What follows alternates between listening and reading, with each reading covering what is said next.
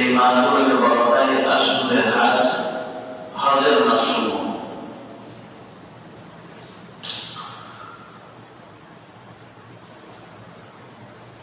হজ ইসলামের 5টি স্তম্ভের মধ্যে হতে একটি। হজ এবং যাকাত এই দুইটা করার সামর্থ্য সবাই রাখে না।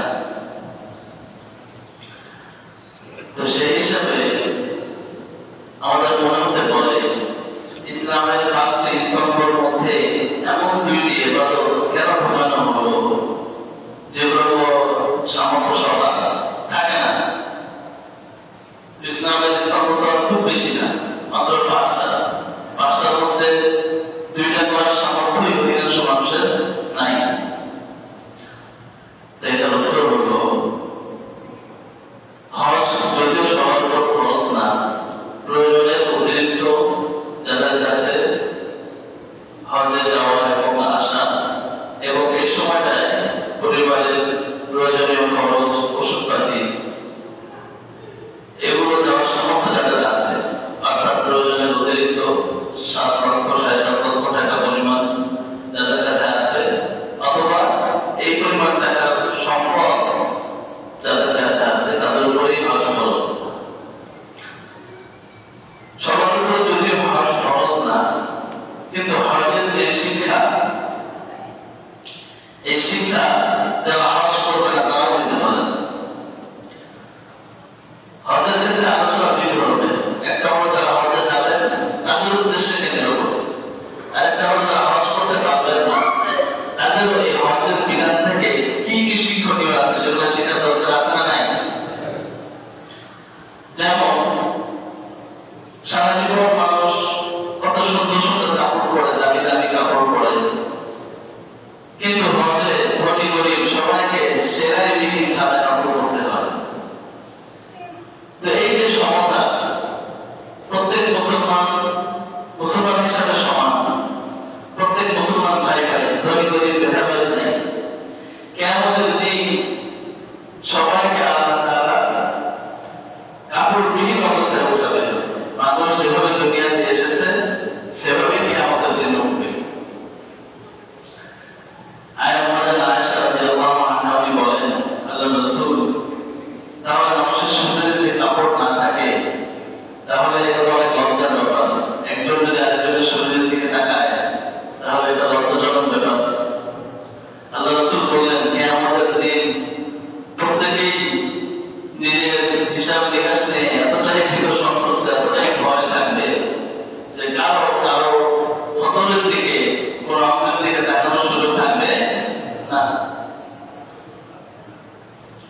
দুনিয়াতে যখন সামান্য বিপদ আসে, ধরেন কথার কথা যখন 7 মাত্রা ভূমিকম্প শুরু হয়, সবাই যখন দৌড়াদৌড়ি শুরু করে তখন কারো দিকে তাকানোর টাইম আছে?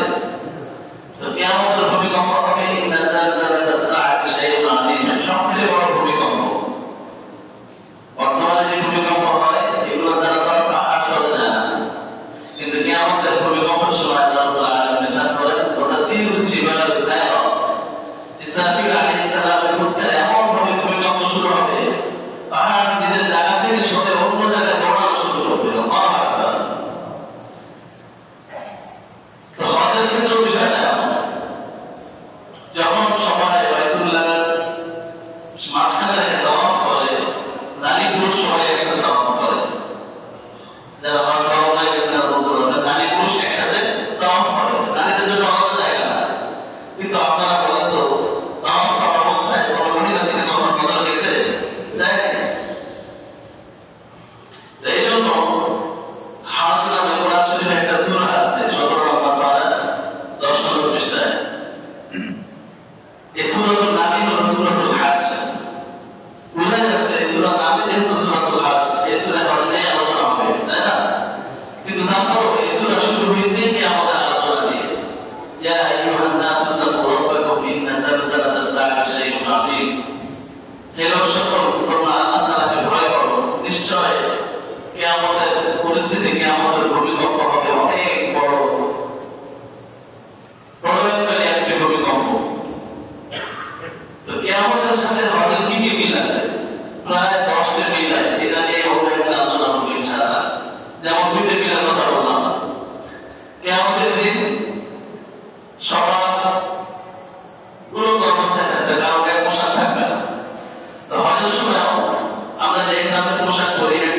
একটা নিচে দেখা পেনার অংশ ওই দিয়ে অংশ খোলা থাকে, তো যদিও পুরো শরীর খোলা থাকে না কিন্তু কিছু কিছু অংশ খোলা থাকে। তারপরে নারী পুরুষ সবাই কিয়ামতের দিন উঠবে, তখন আর পর্দার বিধান থাকবে না। ঠিক তেমনই ভাবে হজের সময়ও নারীদের জন্য চেহারা ঢাকা নিষেধ, চেহারা ঢাকতে পারবে না, একটা ক্যাপ পরবে, সেই ক্যাপের উপর দিয়ে পর্দার কাপড় ঝুলিয়ে দিবে। কিন্তু ওড়না বা বোরকা বা কাপড় যদি মুখের সাথে লেগে যায় তাহলে কিন্তু জরিমানা দিতে হবে। মুখ ঢাকা নিষেধ, পা ঢাকা নিষেধ। হজের সময় সেলাইবিহীন এহামের কাপড়ই পরতে হয়। যদি কেউ সেলাই যুক্ত জামা কাপড় পরে এবং এটা পরা অবস্থায় একদিন থাকে 12 ঘন্টা, তাহলে কিন্তু তাকে দিতে হবে, দাম দিতে হবে।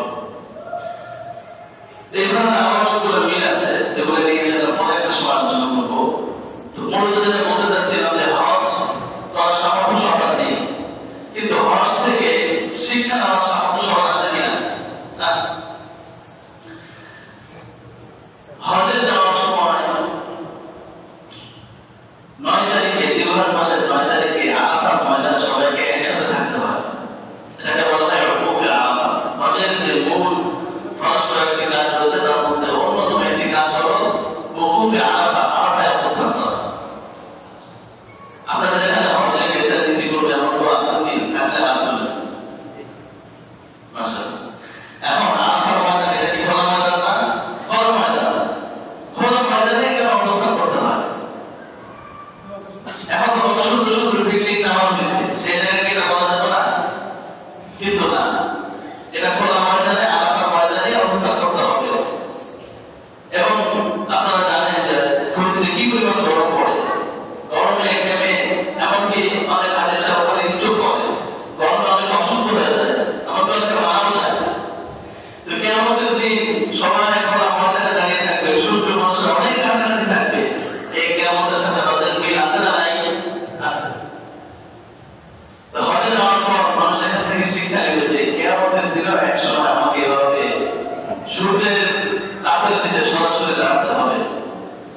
এই যে শিক্ষা, এই শিক্ষা যারা হজে গেছে তারা হতে পারে, যারা যাচ্ছে না তারা সেই অবস্থা কল্পনা করে নিতে পারে। আমি আজকে শুধুমাত্র একটি আয়াত, হজ সম্পর্কে একটি আয়াত, সেই একই আয়াতে আল্লাহ তাআলা কাবা শরীফের 7টি মহত্বের কথা, ফজিলতের কথা আলোচনা করেছেন সেই বিষয়ে, এবং হাদিসের হজের ফজিলত সম্পর্কে প্রায় 10টি ফজিলতের চেয়েও বেশি আলোচনা এসেছে। আজকে ইনশাআল্লাহ 4টি ফজিলতের কথা আলোচনা করব। মহান আল্লাহ রাব্বুল আলামিন সূরা আলে ইমরানের 96 নম্বর আয়াতে ইরশাদ করেন, 4 নম্বর পারা প্রথম পৃষ্ঠা সূরা আলে ইমরান আয়াত নম্বর 96, ইন্না আউওয়ালা বাইতিন উযিআ লিন-নাসি আল্লাযী বিবাক্কাতা মুবারাকান ওয়া হুদাল লিল-আলামিন ফীহি আয়াতুন বাইনাতুন মাকামু ইব্রাহিম ওয়া মান দাখালাহু কানা আমিনা ওয়ালিল্লাহি আলা-n-নাসি হিজ্জুল বাyti মান ইসতাতা'a ইলাইহি সাবিলা ওয়া মান কাফারা ফা ইন্না আল্লাহা ghaniyyun 'anil 'alamin। সূরা আলে ইমরানের 96 নম্বর আয়াতে আল্লাহ তাআলা ইরশাদ করতেছেন, ইন্না আউওয়ালা বাইতিন উযিআ লিন-নাস। কাবা শরীফের ইতিহাস সম্পর্কে আল্লাহ রাব্বুল আলামিন বলেন, ইন্না আউওয়ালা বাইতিন উযিআ লিন-নাস, পৃথিবীতে সর্বপ্রথম ঘর তৈরি করা হয়েছে সেটা হলো কাবা শরীফ। সুবহানাল্লাহ। ইন্না আউওয়ালা বাইতিন, নিশ্চয় সর্বপ্রথম ঘর। তাফসীরে মুফাসসিরিন কেরাম লেখেন, আদম আলাইহিস সালামের সৃষ্টির 2000 বছর পূর্বে আল্লাহ রাব্বুল আলামিন কাবা ঘর নির্মাণ করেছেন। সুবহানাল্লাহ। ফেরেশতাদের মাধ্যমে সর্বপ্রথম আল্লাহ রাব্বুল আলামিন কাবা ঘর নির্মাণ করেন। তাহলে কাবার সর্বপ্রথম যে ফজিলত সেটা হলো পৃথিবীর সর্বপ্রথম ঘর হলো কাবা।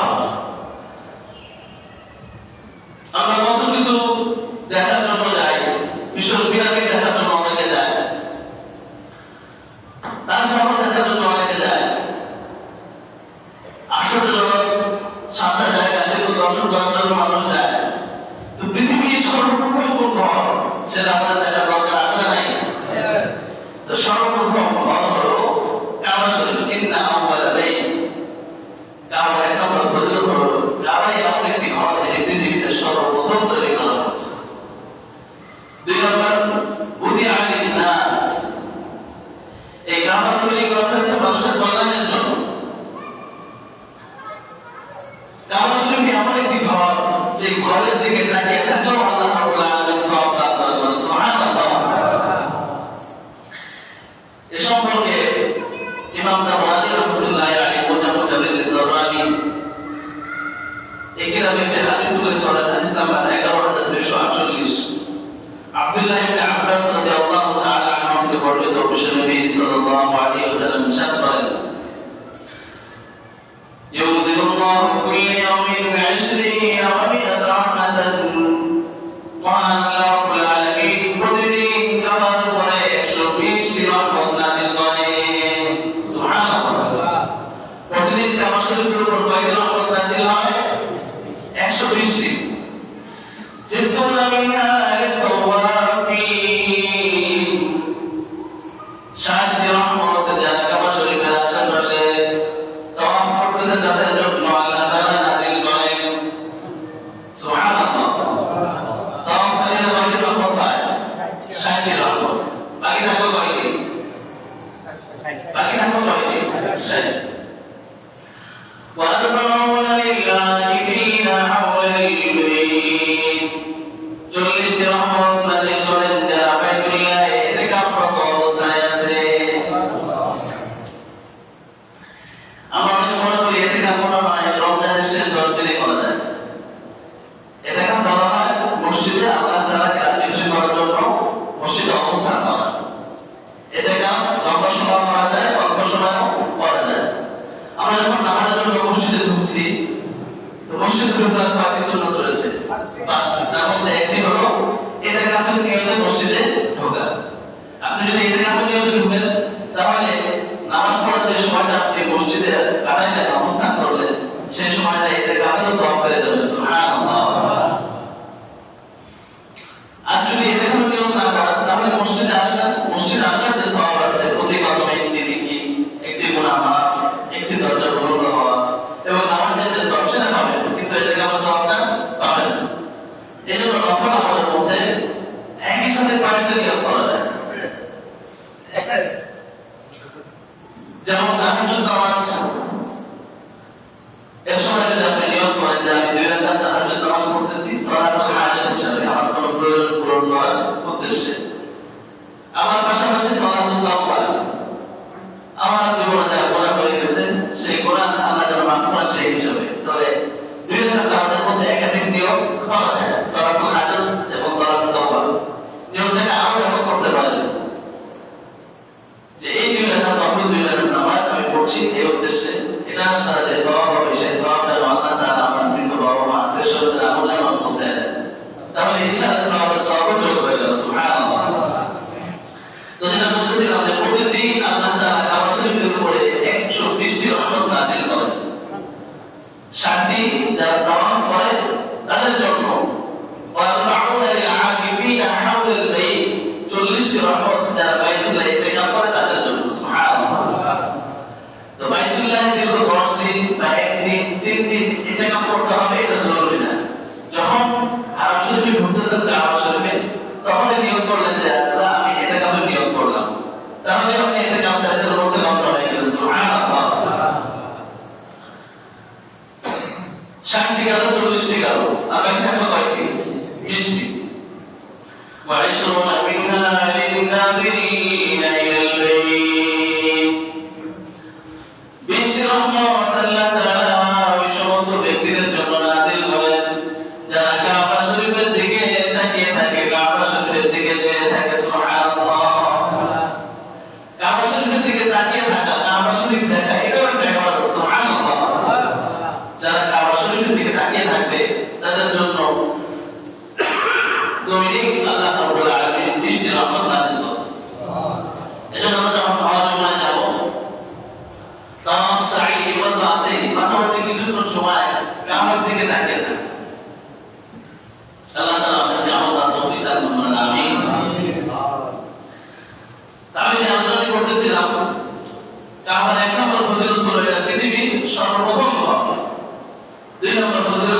বুঝিয়া লিন-নাস, মানুষের কল্যাণের জন্য এই ঘরটি নির্মাণ করা হয়েছে।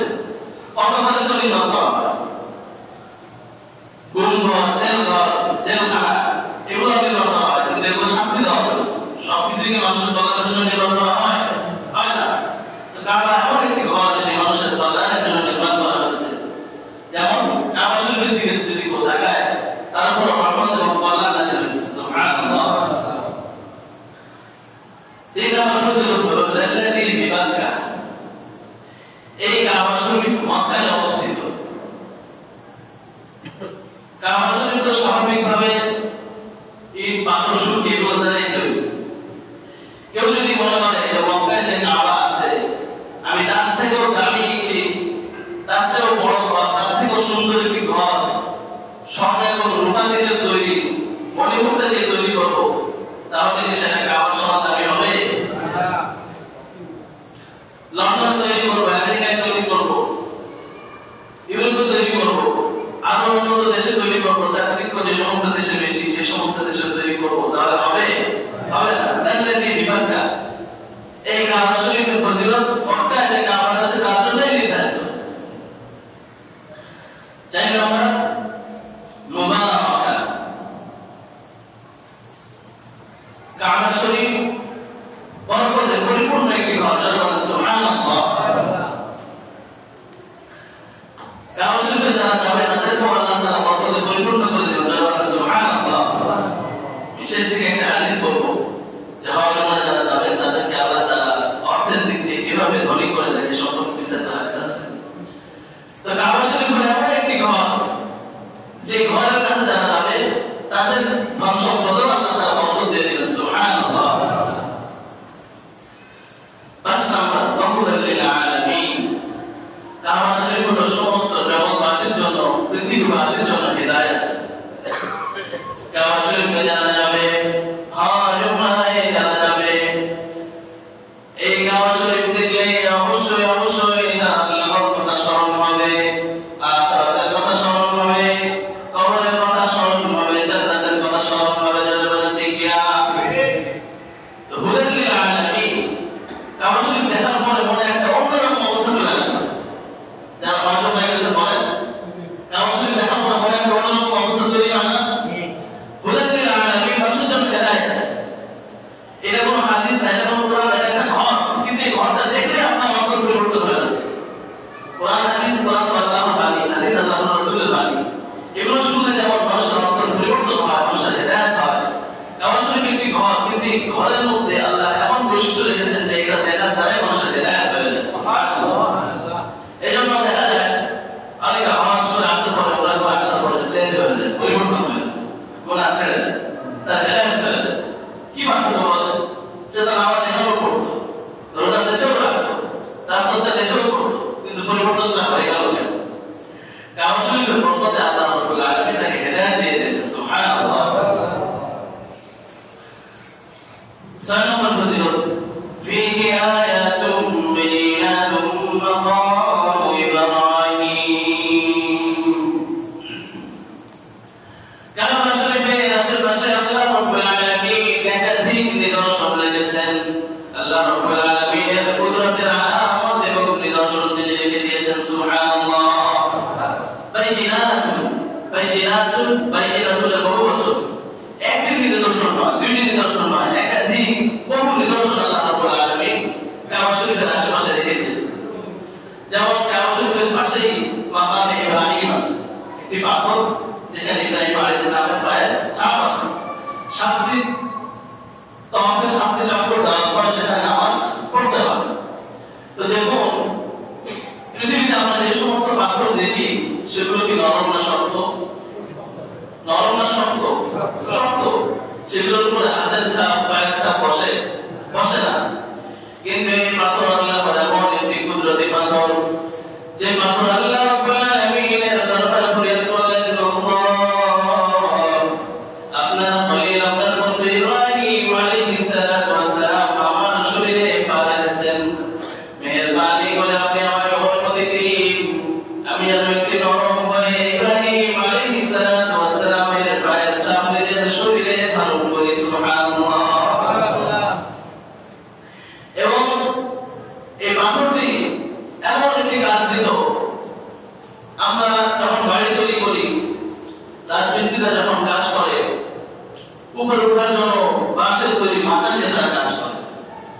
শহরে আমার আধুনিক ব্যবস্থাপনা মেশিন ক্রেনের মাধ্যমে তারা উঠে উঠে কাজ করে। এই পাথর এমন একটি কুদরতি পাথর ছিল, ইব্রাহিম আলাইহিস সালাম যখন কাবা শরীফ নির্মাণ করেন, এই পাথরটি যখন উপরে ওঠার প্রয়োজন হতো স্বয়ংক্রিয়ভাবে উপরে উঠে যেত। সুবহানাল্লাহ। নিচে নামার যখন প্রয়োজন হতো পাথরটি অটোমেটিক নিচে নেমে যেত। ডানে যাওয়ার যখন প্রয়োজন হতো পাথরটি ইব্রাহিম আলাইহিস সালাম ফিরিয়ে ডানে চলে যেত।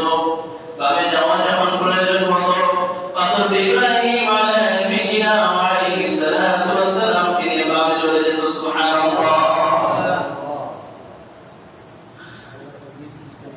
সাত নম্বর নিদর্শন ফজিলত কাবা শরীফের, সেটা হলো কাবা শরীফে যে প্রবেশ করবে সে নিরাপদ হয়ে যাবে। সুবহানাল্লাহ। কাবা শরীফে হত্যা করা, মারামারি করা সব নিষিদ্ধ। এমনকি যদি মশা আপনাকে কামড়ায় সে মশা মারাও কি নিষিদ্ধ। এমনকি আপনার ভাগ্য হত্যাকারী গুলিতে যদি সেখানে পান তাকেও সেখানে হত্যা করা নিষিদ্ধ। সেখান থেকে তাকে বন্দী করে কাজ হিসাবে